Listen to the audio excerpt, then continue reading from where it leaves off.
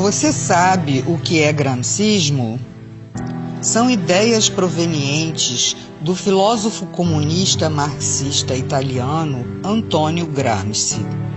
Fundou a tese de que para implementar o socialismo numa sociedade, o melhor caminho é ir alterando aos poucos a estrutura de todas as instituições humanas, incluindo as religiosas, educacionais, morais, culturais, jurídicas, governamentais e midiáticas da mídia.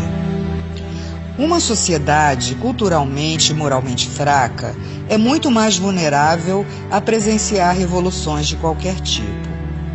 Gramsci postulou o conceito de hegemonia cultural, que é o domínio ideológico de uma classe sobre a outra, trazendo o enfraquecimento do capitalismo, culminando em uma revolução e ditadura comunista.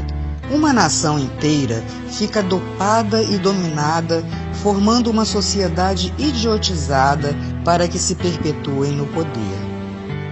O gramscismo vem sendo adotado em vários países da América do Sul, como Bolívia, Chile, Nicarágua, Argentina, Uruguai, Peru, Guianas, Venezuela e Brasil. Aqui se tornou mais forte no governo de Fernando Henrique Cardoso, quando este permitiu a criação do Foro de São Paulo, proposto por Lula e Fidel Castro. Essa doutrina está sendo inserida em doses homeopáticas na veia da sociedade, e muitos não acreditam que estejam contaminados. O golpe comunista é feito em etapas. Primeira etapa: um governo populista. Essa fase pode ocupar várias presidências do mesmo partido ou da mesma coalizão. Assistencialismo. Ao aumento de bônus familiares por filhos, grávidas, planos de emergência, bolsas, etc. Objetivo: votos de cabresto na próxima eleição e controle sobre a classe pobre. Inchaço da máquina governamental. Com o aumento de cargos públicos, estimam-se 4 votos do grupo familiar por cada emprego público. Os capitais privados começam a diminuir seus investimentos e seus empregados são absorvidos pelo sistema público. Objetivo: votos de cabresto na próxima eleição. Aumento de salários e aposentadorias, inclusive sem contribuição prévia. Inicialmente, contam com a aprovação da classe trabalhadora e dos sindicatos. Depois, começa a espiral inflacionária que anulará todos os aumentos. O custo de vida dispara e o objetivo é fidelização de eleitores e votos de cabresto na próxima eleição. Meios de comunicação. Todos recebem dinheiro do governo, ficando assegurada a publicidade oficial.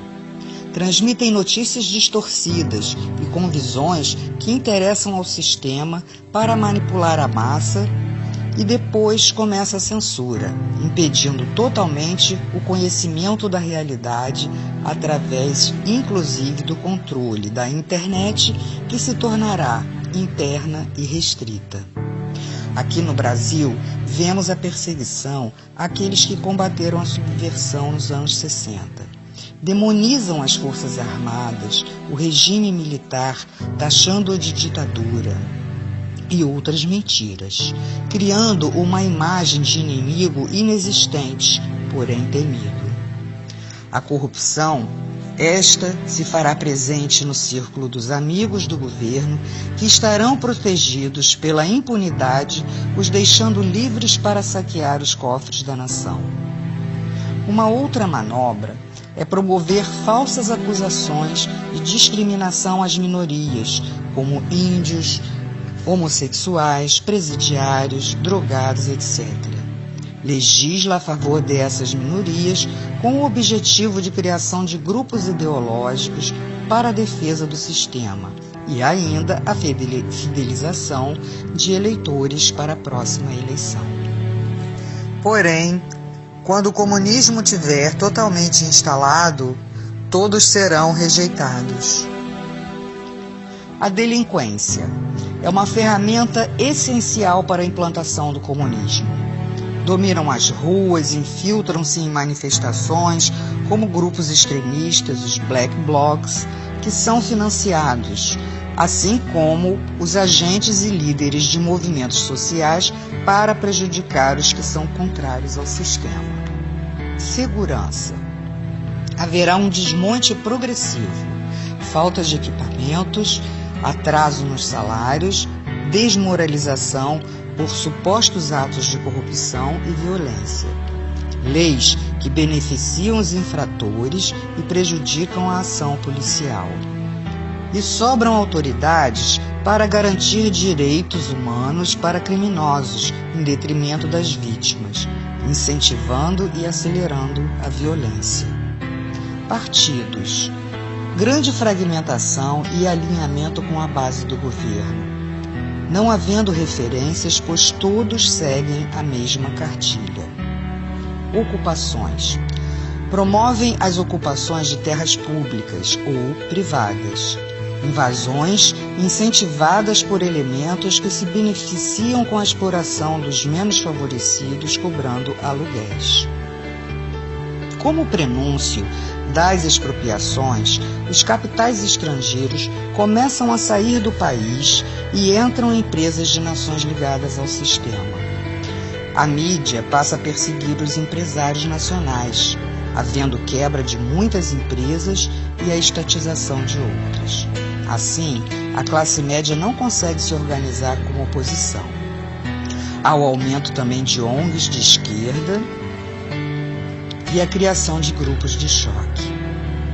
Na educação, a criação de novas universidades, diplomas à vontade, facilidades a grupos que sustentem ideologicamente o sistema e promovem ensinamentos distorcidos. A essa altura, o nível educacional é muito baixo para que se mantenha o povo na ignorância e sob controle do Estado. Cria-se a classe braçal do proletariado. Impostos. Oneram os trabalhadores com a alegação de que a finalidade confiscatória é para a redistribuição da riqueza.